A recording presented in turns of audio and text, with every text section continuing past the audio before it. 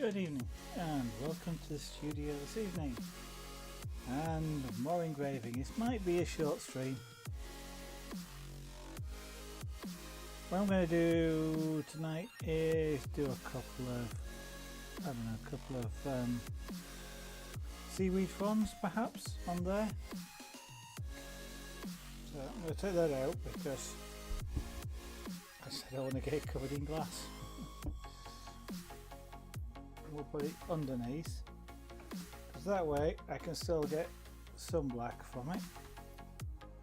Lucky of which I went and looked up these colours of these wheels, and apparently white's actually the coarsest, then black, then blue, and pink's the finest. So pink should give a good polish, white should be quite coarse. So we might have a play about with that. But first of all, I'm going to install this green wheel. And actually today I'm going to install it upside down to the direction I've been using it in previously. You know, I'm going to have to save up and get some more of these because it's a bit of a fiddle. No, wrong word. A bit of a faff to keep changing them. You know, undoing one, putting another on, and I'm wearing out this wheel. I don't know if you can see, you might not be able to see it, but the sides are no longer parallel. There's a slant on them like that, and that's because I've worn it out, which is why I've just put in the opposite way around. That's missing a collet, which I still haven't bought a replacement for. I will do it one of these days. Don't know which one, but it will be one of these days. Now then, the classes. I've got a cup of tea as well tonight. No coffee, I'm almost out of coffee, but I've got enough I think for one cup of coffee left. And then have any disaster, so I'm saving that well after the stream and I can sit down and enjoy it without it going cold. But I like tea anyway, so I don't mind that. Now then, we're going to do this freehand, are we? No, I tell you what, let's draw them first. There's confidence for you. I could do it freehand. But what we're going to do is we're going to do something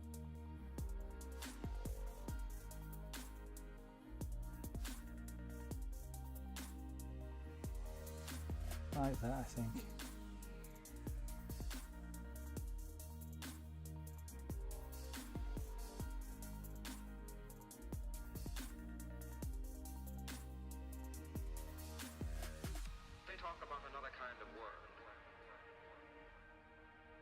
Now effectively what I'm going to do is do that, I think.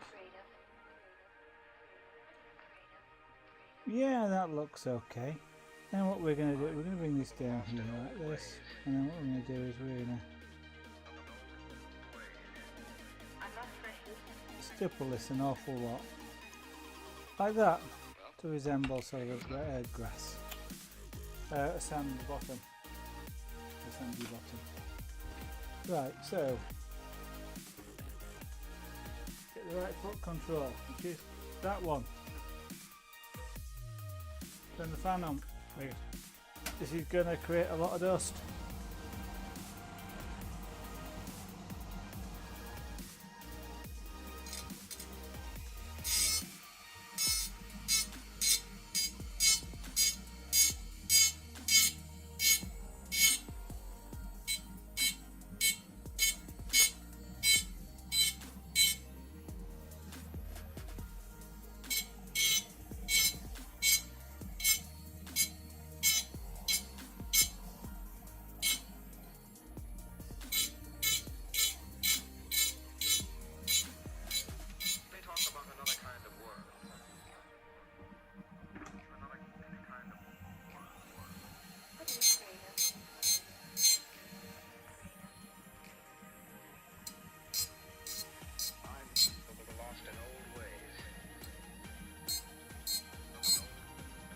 I don't mind the fact that I've actually ended up grinding the wheel at an angle, because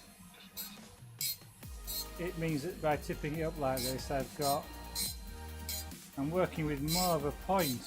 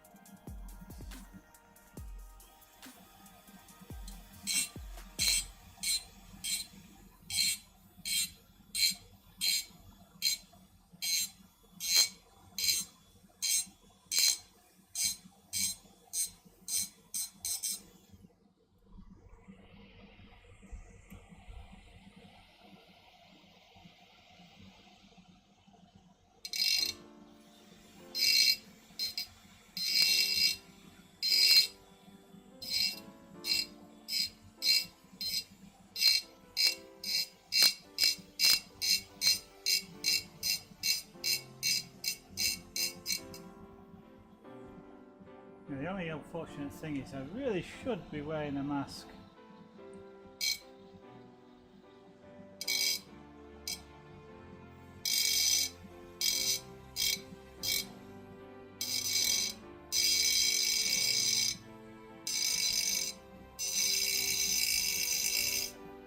Now, you probably can't see it, but I can actually see the glass coming off here and coming towards me.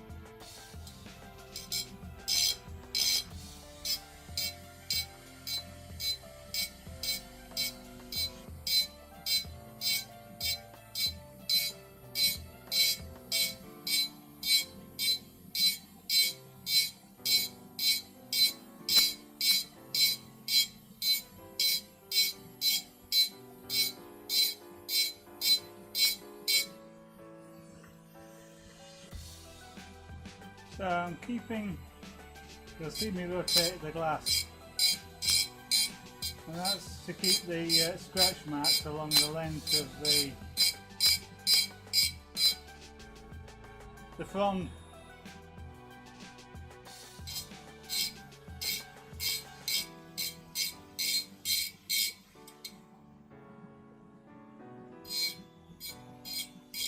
That will look more natural than if I do it crosswise. Because whilst you're generally not seeing the tooling marks because of how much I'm actually engraving this, if you look closely you can.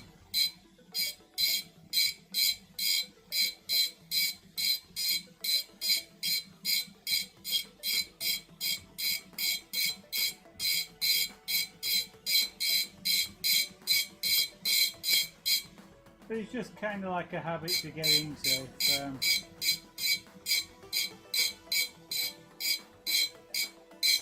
If you always follow the direction, then at least when it doesn't matter, it doesn't matter. But when it does matter, you're doing it automatically.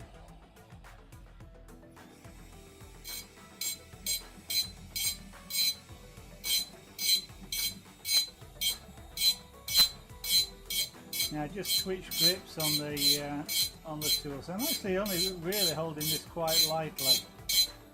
So this doesn't take any sort of strong effort to hold.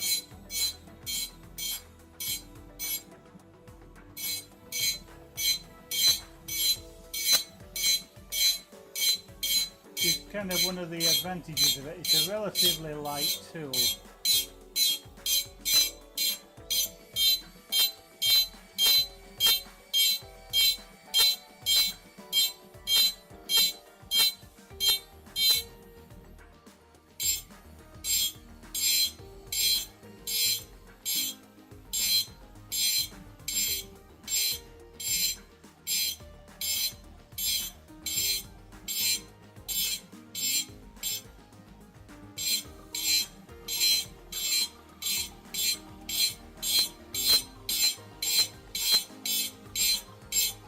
And as it is with this piece of glass like this, holding it like this at least gets me a bit closer to what I'm engraving towards the end than trying to hold it like a pencil, because doing that means I can't actually get my fingers close enough to the nib end.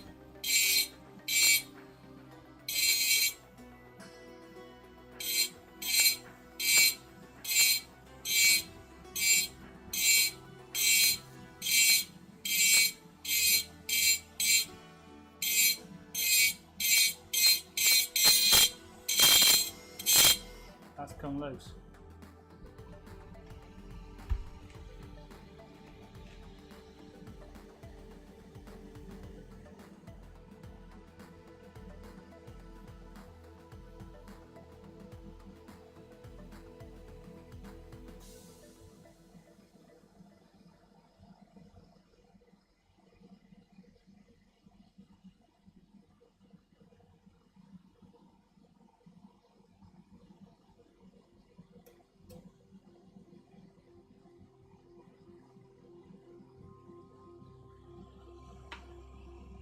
I was just trying to work out which way the rotation was then.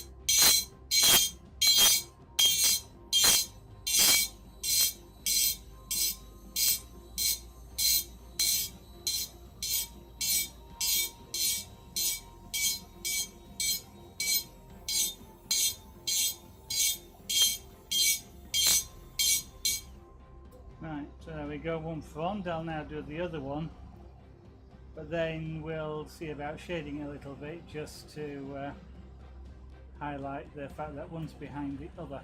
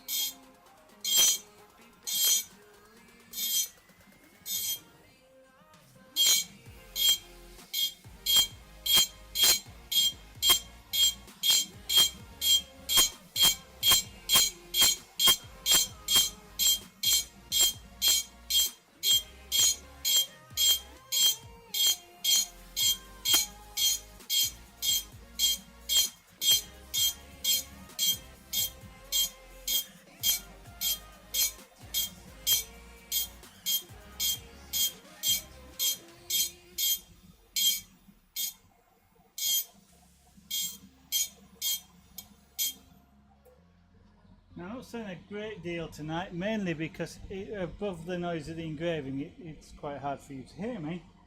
Although I don't actually know if you're doing quite how good you are hearing me.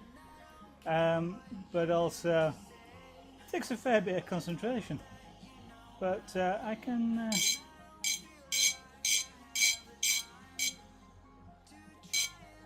So I'm going to try and keep up a description of what I'm doing here. So effectively at this point here I'm considering that the frond, the seaweed frond, has twisted.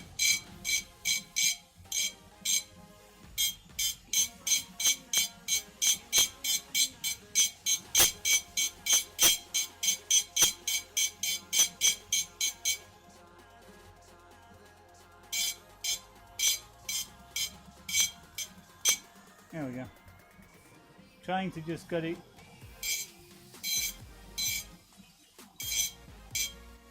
to sort of line up as though it's come behind the other one.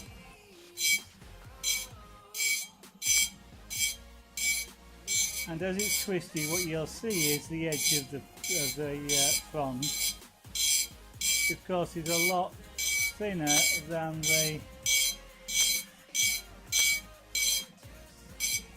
the flat side of it.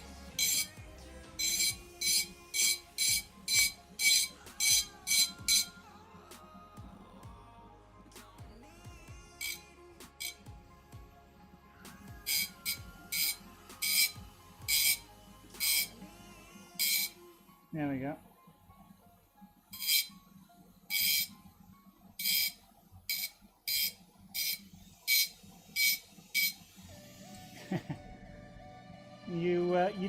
You don't really get a second chance when you're engraving.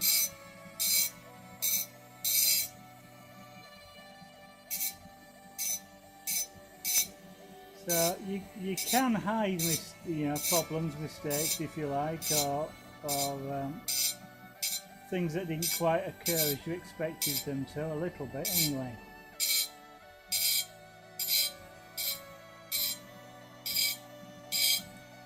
But you can't ever when you're engraving like this, you're actually removing glass.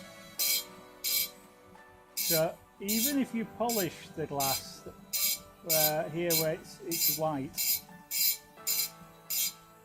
what you'll never be able to do is replace it. So it might get as smooth as the glass and be as transparent as the glass, but if you actually run your fingers over it, you would actually feel the fact that there's a dip. Now I'm going to switch now to a dental drill, because I'm just going to tidy up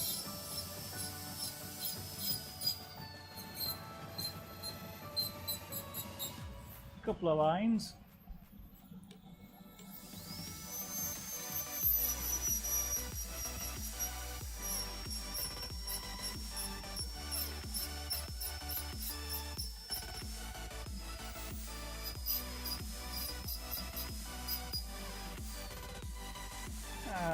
Which that's fine.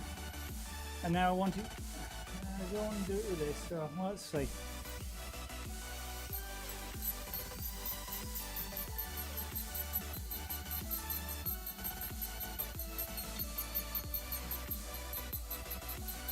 I am just stippling the glass.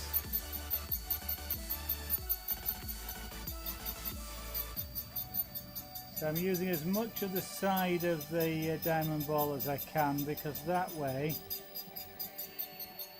that bit of the diamond ball is moving the fastest, with it being the circumference,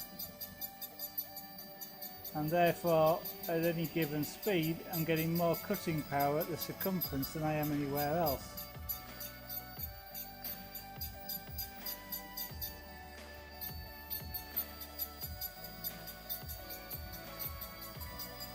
So basically I get a bigger dot.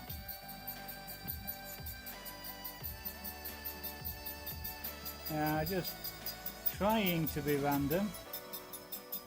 Of course, humans are never really very random, but I'm just sort of not really taking a lot of notice about where I'm doing this. Trying not to do lines, which is a lot harder than it sounds.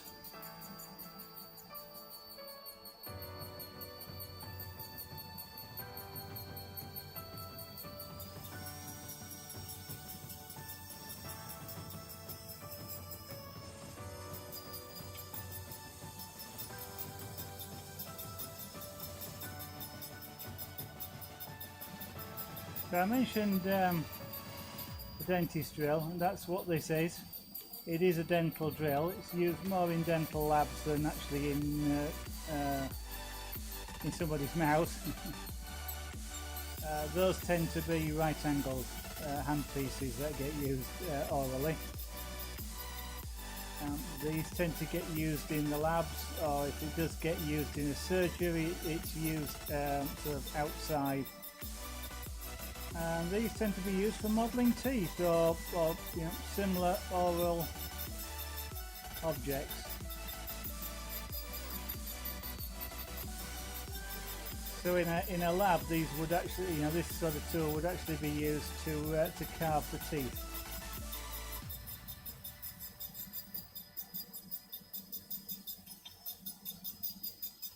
The diamond ball that I'm using on the end is actually a diamond bit and is something that would get used by a dentist when he was sort of doing fillings and things. Although I'm sure they don't keep them as long as I do. I'm not sure whether they're one-time use or they sterilise them.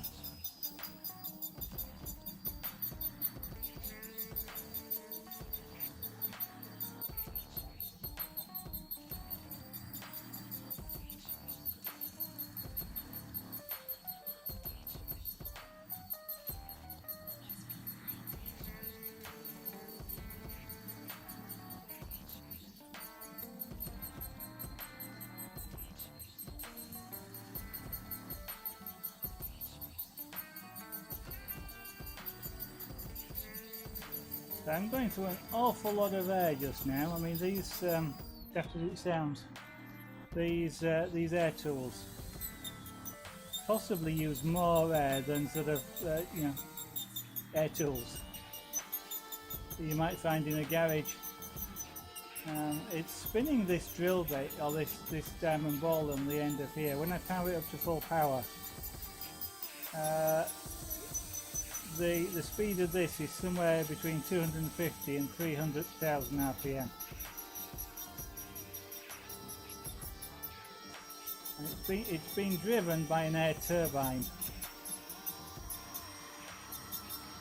So basically an air driven motor.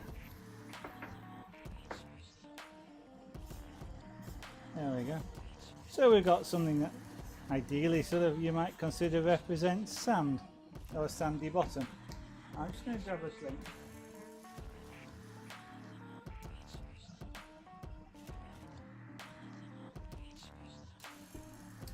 And I'm going to switch back to a polishing wheel.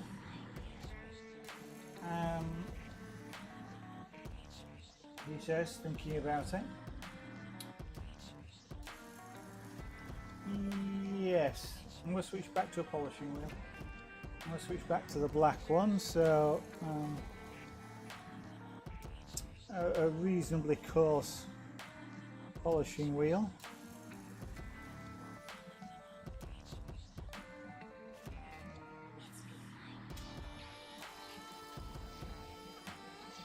And what I'm going to do is do a little bit of shading.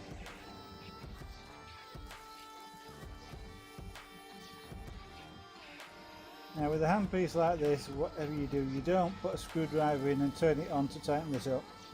It spins somewhat faster than you might expect, and that wouldn't be a particularly safe thing to do. This would probably leak out of your hand. So, right, what I'm going to do actually is use the top surface of the disc. Now I want to be careful, I don't want to come outside of the lines, because I know this disc will actually cause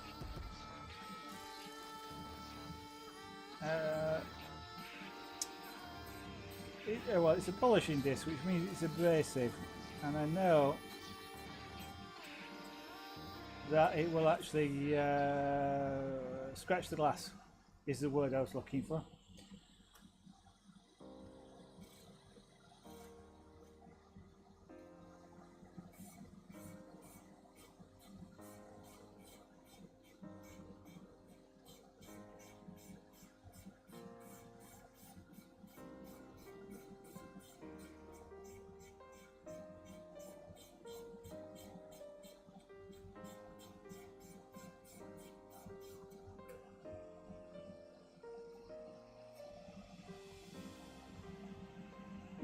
Okay.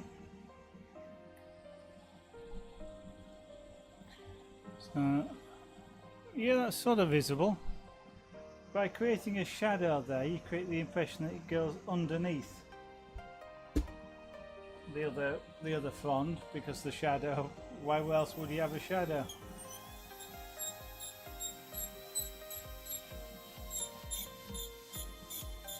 That's not doing what I want it to do.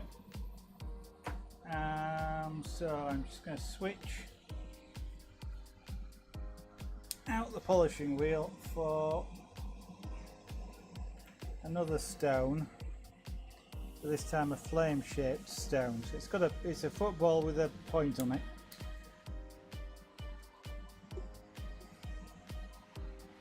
But quite whether there's a point to football, I don't know.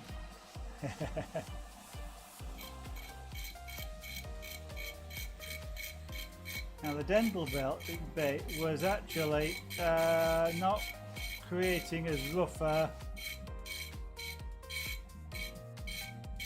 engraving, which meant it wasn't looking white, it was actually looking quite dark, and so I wanted to just fill in a little bit of the space, and I just fill in a little bit where I just polished.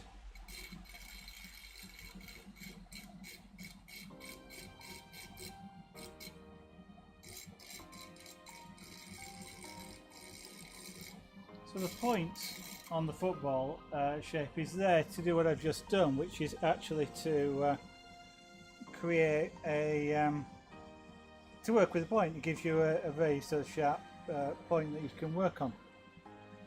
Now I'm going to go back again to the polishing wheel, and at some point I'm going to actually change grits as well and go to a finer polish, because I want to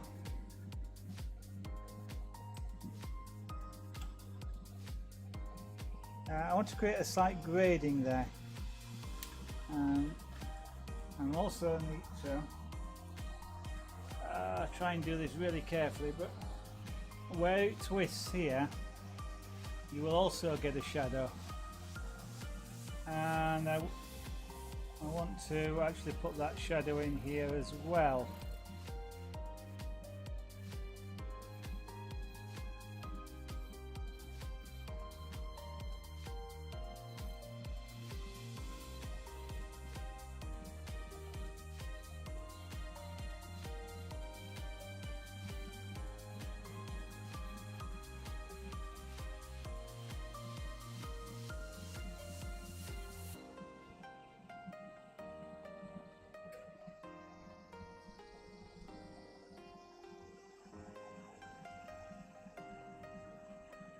That's not too bad. For engraving, that's not bad. If it was pencil, you could do better.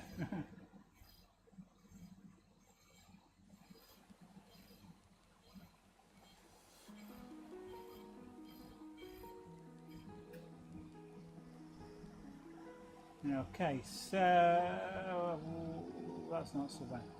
So just a little sort of shadow underneath there, because as the front twists, of course, and the light's coming down, you're going to get a shadow underneath it, just like you do here with this one going over the top. Now, as I'm looking at that here, and I don't know quite how well that is showing up to you on camera, but that's got a real three-dimensional look. I mean, especially the angle I'm just looking at it there. I don't know if you see that, but that doesn't half to me look three-dimensional. Sorry, I'm tipping the I'm forgetting which way the camera is, but just that slight angle, and it doesn't have to look to me like that's on top and this is twisting. It's coming up and doing that just because of the slight shadow mark that's in there. So I want to be a little bit more supple with that though, but just a little bit. So I'm going to try out a different grade. These discs are from a new supplier. Actually, they're quite. They were quite hard to find. They're not now because I know where to get them. But they were quite hard to find. These are. You can tend to find square-looking ones like this, wheels. But the what they call knife edge. I had difficulty finding them anyway in the UK.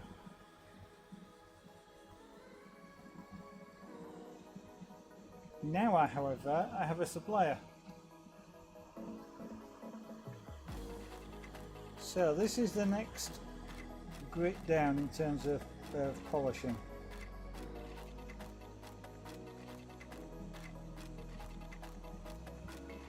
Now what I am after is just at a point just under here. I'm looking to try and get it almost transparent again. Almost.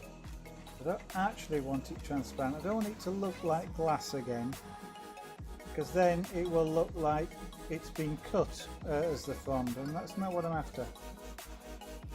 Let's spin this up. Yeah, I thought so. What I was just trying to do here is this disc isn't. I need it to sit.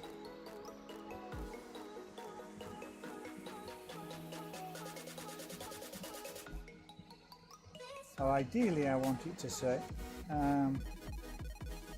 flat, so the disc doesn't wobble.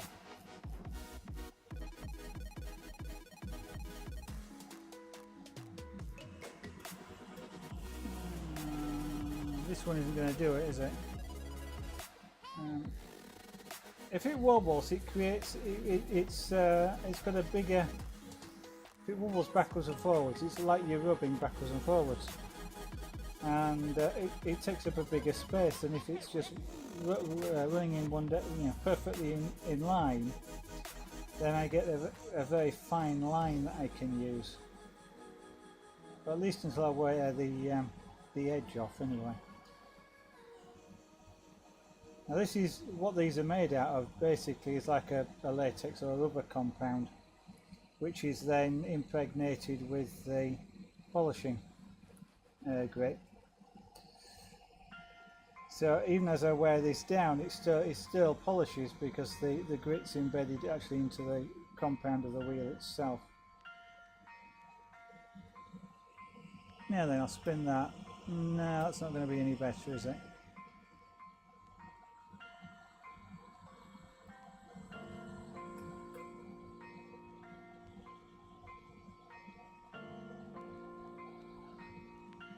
It could also be that the hole through it is not quite perpendicular.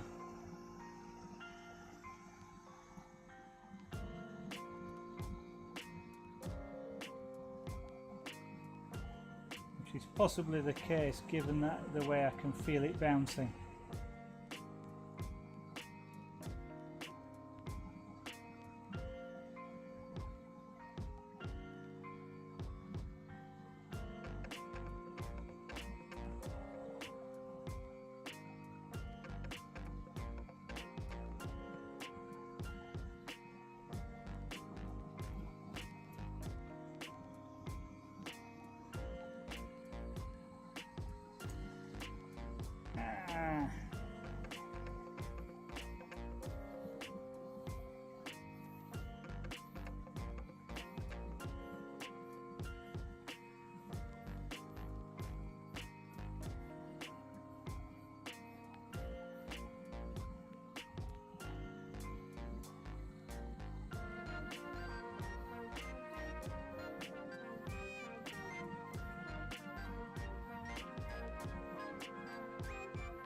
Having done this a little bit with the black one first, which is coarser, oops, there's it. This should allow it to graduate a little bit better.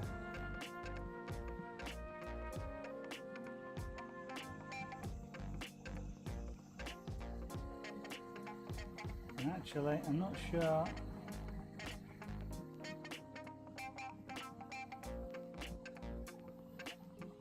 Yeah, it's not actually, it's perhaps a little bit too soft.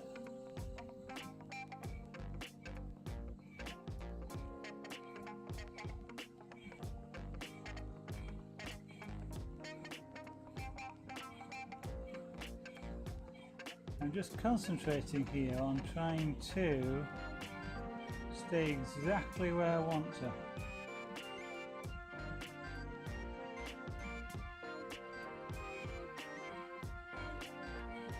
Now the stone's giving me some quite deep scratching here, which will take quite a bit of polishing out. Now I can switch back to the black one or even to the white one, which is even coarser.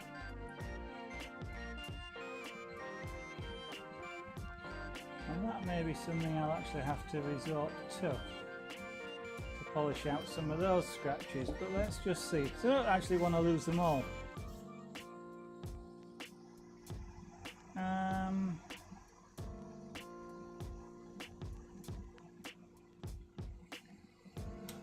That's not bad.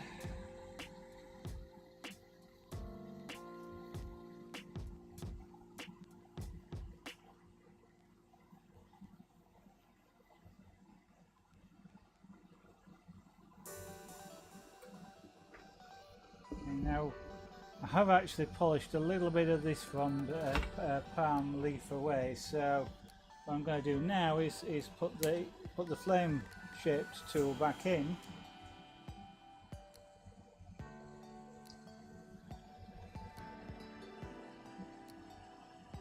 And touch those areas back up.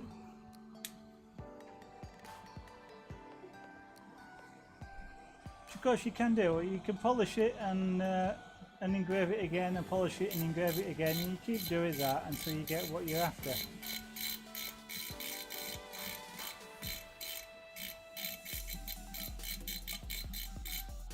Like that. So I've just gone back in over that area. Actually, I think I'll leave that one. There are some scratches. I mean, I've not polished it perfectly through clear, but because there are some deep scratches, and I actually can understand why, because of the way the tool's working.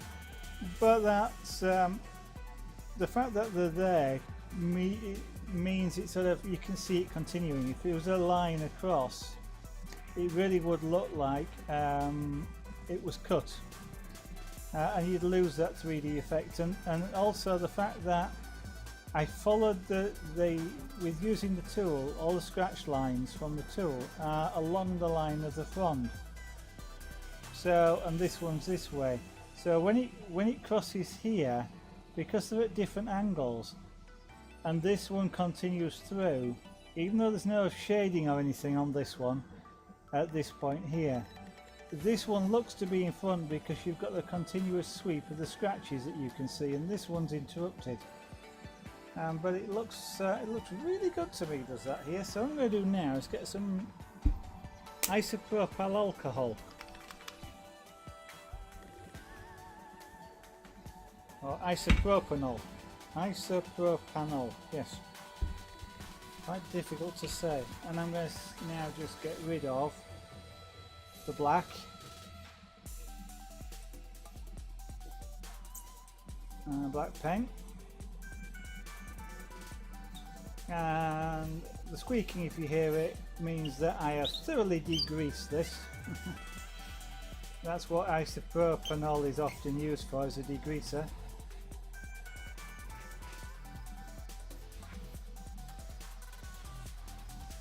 Now we just wait for that to evaporate off.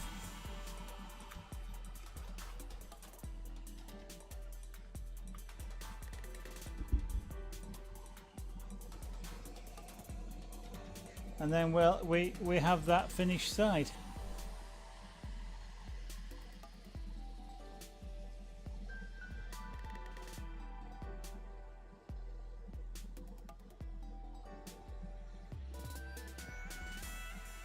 So that one's got a sort of finer.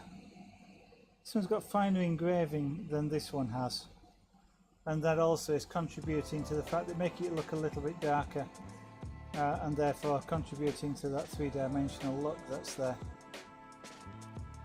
Yeah, I'm quite pleased about that. That was the angelfish from last night. May do some more on that at some point, and the seahorse, which I could do with doing some more on. Not happy with that one, but I will see about that. So what would probably be good to do on here is something like coral front, maybe. But I'm going to actually leave that bit for tomorrow night. I'm going to did mention the stream would unfortunately perhaps be a short one. It's actually been an hour, he says. I'm not able to actually read from over there. It is surprising just how long something takes. The basic roughing in doesn't take very long, but then when you start to do the details like the stippling, or you start polishing, you know, the shades, the shadows, then it starts to add up, does the time. But yes, I am going to leave it at that point. So I'm going to turn that off. I'm going to turn that off. And I'm going to just remind anybody that's watching, there's a follow button up there if you'd like to press it. That would be fantastic because it's great to support the channel. The people who are following, it does help. And of course, if you're feeling really flush, or having said which, I believe they're on special offer this week or this month. But subscriptions, there's a subscribe button up there as well. I'm an associate, which means you can subscribe. The subscriptions help the channel definitely because they will go towards the materials, like the bits that I buy for glass engraving or for wood engraving, or for wood even. Wood doesn't go on trees. It is trees, but yeah. Daft as it sounds, wood isn't cheap, and not decent wood anyway. Wood that's good for carving. You can get cheap wood like pine from home centres. Usually that's not very good for carving for various reasons. So you go for different woods, which unfortunately, because they're not supplied in as much quantity, do tend to be a little bit more expensive. Talking of things which may be good quality. Jewellery that you'll see me wearing and are seeing in the pictures on the right hand side there, they're all available in my Etsy shop.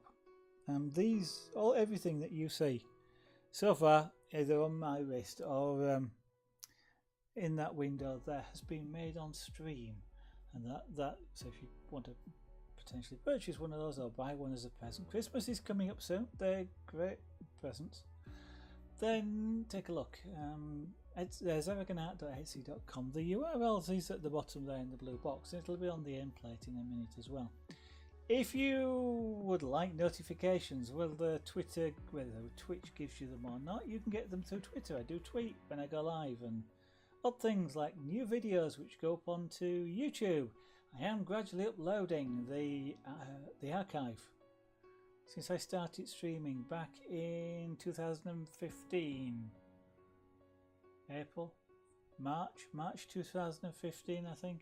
I'm not sure I've got some of the earliest ones, but some from April onwards, 2015. I have an archive of all the Twitch broadcasts. Yeah, even those that I wish hadn't happened.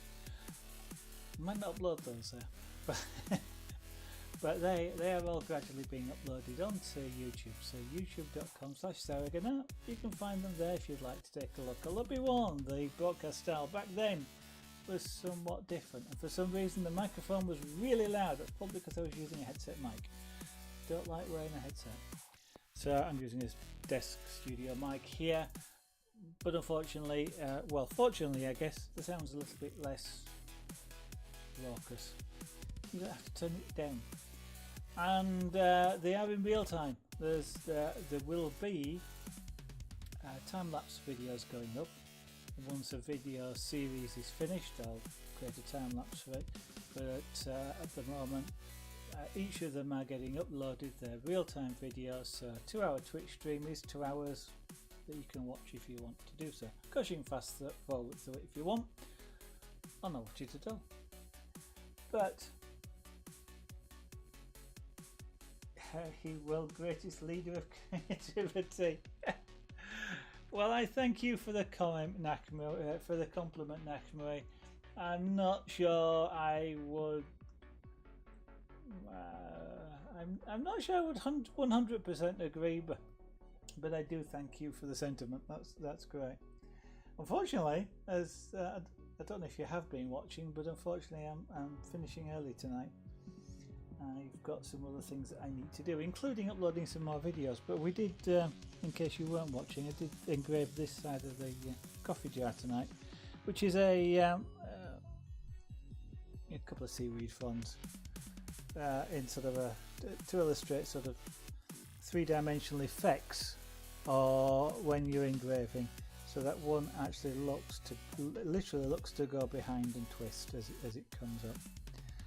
And I'm not quite sure. I'll have to look at the video afterwards to see how it looks on the video, but in person here that doesn't look three-dimensional to me.